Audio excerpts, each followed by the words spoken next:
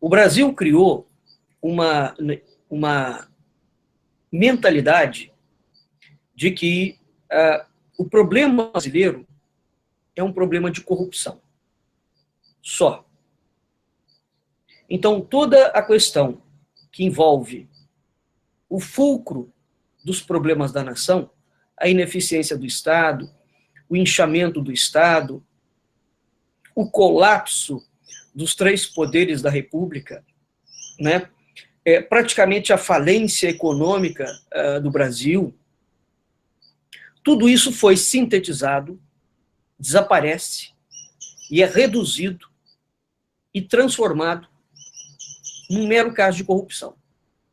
Então é como se todas as questões extremamente complexas que envolvem o terreno político brasileiro pudessem ser resolvidas com medidas punitivas contra corruptos ou a criação de mecanismos legais anticorrupção. Existe dois tipos de quadrilha de corrupção. Uma quadrilha que rouba para a pessoa ficar rico e não trabalhar nunca mais na vida, né? E gastar dinheiro, viver como um nababo. Isso é a corrupção endêmica. O outro tipo de corrupção é a chamada corrupção sistêmica. A corrupção sistêmica é quando o indivíduo não rouba o enriquecimento próprio. Se vocês observarem, é curiosíssimo em todos os indivíduos onde aparecem contas arquimilionárias que a Lava Jato já desvendou. O indivíduo, por exemplo, tem 200 milhões de dólares parados na conta dele há 20 anos. Esse é o rastreamento. A quantidade abissal de recurso que foi encontrado nas contas desses camaradas, e eles não usam o recurso. Se o dinheiro está parado, o dinheiro é de quem? Então nós temos alguns indivíduos que são indivíduos de extrema confiança do esquema. Claro, se você desviou verba, você não vai dar aquela verba que foi desviada, você não vai depositar ela na mão de qualquer pessoa. Então aquele grupo tem um esquema. Né? Então, a corrupção sistêmica é a corrupção em que uma quadrilha se junta não para enriquecer. É claro que eles vivem vida de nababo. Evidente. Mas o objetivo final não é o enriquecimento pessoal. O objetivo final é, por trás da corrupção sistêmica, você tem um projeto grupal. Esse projeto grupal, ele intenciona assaltar o Estado. Então, a corrupção aqui, diferentemente do primeiro caso, você vai pegar o Estado, começa a desviar dinheiro do Estado, o desvio do dinheiro do Estado é para financiar outros projetos. No caso do Brasil, do PT, e dos partidos políticos que estão envolvidos nisso, qual é o objetivo do PT? Já comprovado há muito tempo. A ligação do PT com o Foro de São Paulo. Existe uma ligação direta, né, do PT com o Foro de São Paulo, com os BRICS, ou com o projeto eurasiano, né, russo. É isso que está em curso no Brasil. Quem foi que criou o modelo de corrupção sistêmica? A antiga União Soviética. Isso é um projeto da KGB. Tem um livro muito curioso e muito interessante de ser lido, chama-se Como Me Tornei o Inimigo Número 1 de Vladimir Putin. É um livro em que esse camarada é um americano, o avô dele foi um dos maiores comunistas americanos. E esse homem, logo que a Rússia que foi feita a queda do Muro de Berlim, né, e que apareceu a perestroika, ele foi trabalhar no leste europeu e foi o primeiro grande investidor da Rússia. Então ele acompanhou a Rússia no início do processo de seu erguimento. O livro é curiosíssimo porque ele relata a situação absolutamente caótica que ele viu a Rússia. Empobrecimento total. E depois ele vai contando como é que a Rússia foi se reerguendo, né, como é que ela usou o capitalismo internacional, né, para injetar dinheiro nela, porque ela não tinha. Tudo é maquiado, como a China. A China fez a mesma estratégia. Cuba faz a mesma estratégia. Aquele livro importante também, chamado Red Cocaine, cocaína vermelha, mostra muito bem como é que a Rússia tornou-se o grande mentor e o grande autor da rede do tráfico de drogas internacional. 20. Droga dá muito dinheiro, né? A Rússia tornou-se o maior exportador de drogas, o maior exportador de prostituição. Então, droga, prostituição, crime, mercado negro, tudo que é coisa deletéria e que gera muito dinheiro, sempre no submundo, a Rússia, de fato, criou esse modelo. Exatamente porque ela não é capitalista. Então, eles têm que fazer dinheiro de alguma forma. Então, o que os russos desenvolveram? E aí, como ninguém, um sistema de espionagem internacional que é imbatível. A KGB russa põe qualquer indivíduo no chinelo. Qualquer um. Mesmo a espionagem americana. É pinto perto da espionagem russa. E esse mapeamento hoje está completamente feito. Completamente feito em todos os lugares do mundo. Muito bem. A corrupção sistêmica, um grupo específico assalta, e esta tomada das instituições por dentro, portanto é uma revolução, não é? É uma revolução que nós estamos acostumados com a ideia de revolução comunista, com uma revolução somente na rua, não é? Ou aquela revolução comunista como foi no início do comunismo, em que os revolucionários entram, matam todo mundo e tomam o poder. O livro aqui, por exemplo, que é um livro muito importante, é um autor muito sério, viu? Muito sério. Para vocês lerem. Esse aqui. Secreta do Ocidente. A influência das organizações secretas na história ocidental, da Renascença ao século XX. Bem? Então, aqui, vocês, por exemplo, começam a ter, tem um capítulo aqui, o capítulo 7,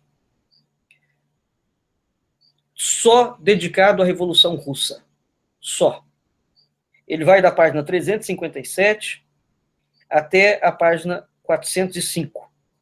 Aqui tem a associação dos russos com os Rockefeller, com os Rothschild. Está explicadinho. Esse é um dos livros que fala disso. Porque uma coisa que as pessoas não conseguem entender, depois que a Revolução Russa acontece, que organização impecável é aquela que aparece. Toda a estrutura nazista, toda a estrutura nazista, toda a estrutura russa é extremamente simbólica. Extremamente simbólica. A quantidade de carga simbólica que eles têm no desenvolvimento da propaganda russa é impressionante. Então, evidentemente, você tem que ter um conhecimento muito impressionante, especificamente num documento, que é o documento Instrução Secreta e Permanente da Venda Suprema. Esse documento é um documento da Carbonária.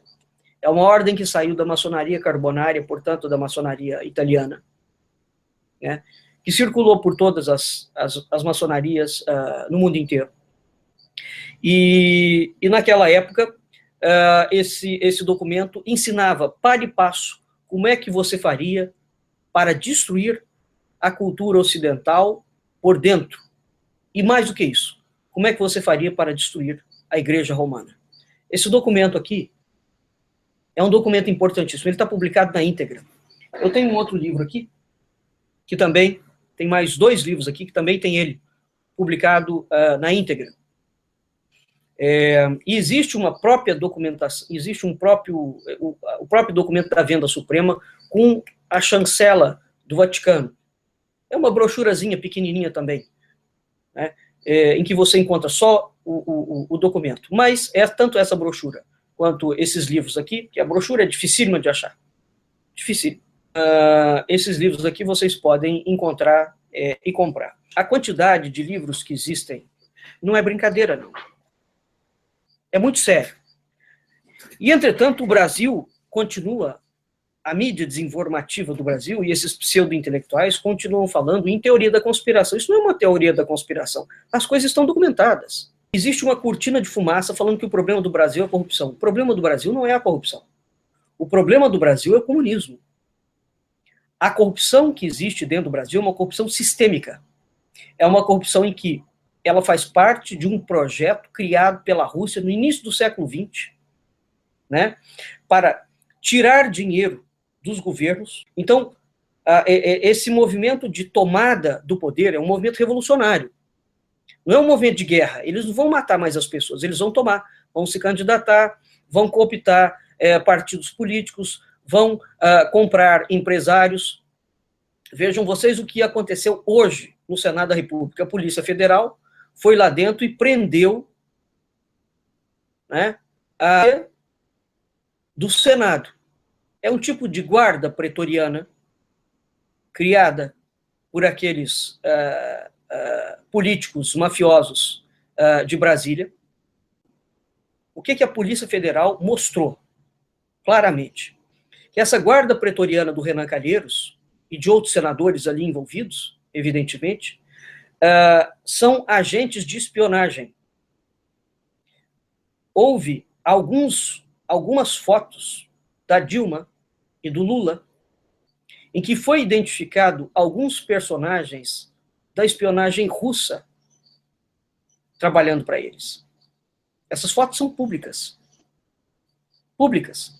Então, o que dificulta para a população é que a população é levada rapidamente a tomar algumas decisões, né? E ela não analisa as coisas com profundidade e, sobretudo, não lê documento. Então, veja, olha o título desse documento. Resolução política. O que é uma resolução? Isso aqui é documento de fonte primária. É documento de fonte primária. Uma resolução é aquilo que já foi acordado nas bases do partido. E significa cumpra-se. Cumpra-se. É documento oficial onde estão estratégias determinadas e ações determinadas para serem implementadas. Essas ações que constam aqui, de 2011, portanto, o primeiro governo de Dilma Rousseff, nós estamos em 2016, caminhando para 2017. As ações que constam aqui deste documento são as ações que estão em curso agora, neste ano de 2016. Agora. Nós estamos passando por elas agora. Entre elas, o voto em lista fechada. Tá bem? Então, veja, gente, nós temos 3 grandes questões aqui. É o seguinte. A divulgação de uma corrupção endêmica. Divulgação maciça. O problema do Brasil é a corrupção. A divulgação do voto em lista fechada. E a PEC do parlamentarismo. Tudo isso faz parte do mesmo projeto. E uma outra pergunta aqui que apareceu algumas vezes é se a Lava Jato é uma farsa. Pô, gente, mas é claro que não, para com isso. Não é e nunca foi. Agora, vocês têm que entender o seguinte. Aqui é que entra uma outra pegadinha, uma outra esperança, falsa esperança que eles estão criando em cima do brasileiro. A Lava Jato vai resolver todos os problemas do Brasil. Não vai, não, e não pode. A Lava Jato está fazendo um trabalho excepcional, é evidente que está. Mas entenda o que a Lava Jato está mexendo.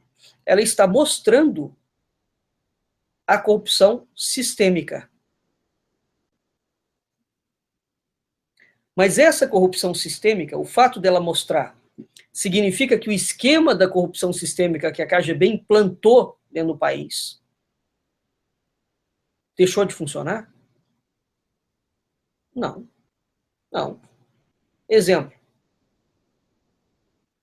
O governo federal, da Dilma e do Michel Temer, já permitiram que essas empresas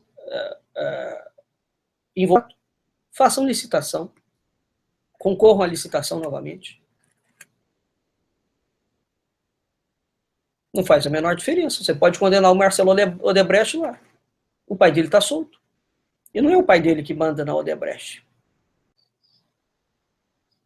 São os laranjas da coisa. Como é que o Eike Batista tornou-se do dia para a noite aquele potentado? Porque o poder do Eike Batista, quem fez? No governo.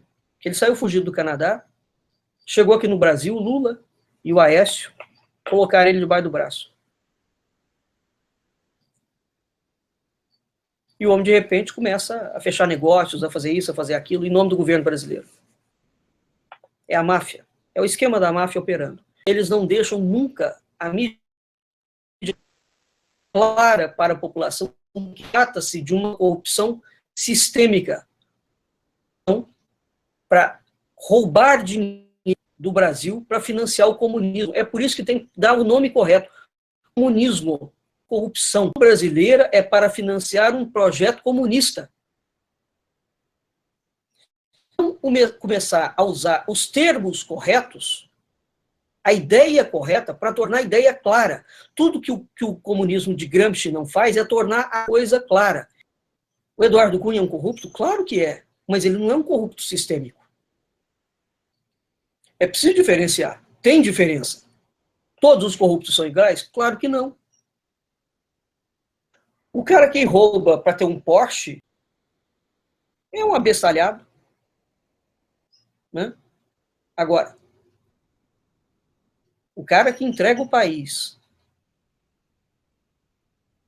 para um governo mundial que quer destruir a humanidade, não. Não tem comparação.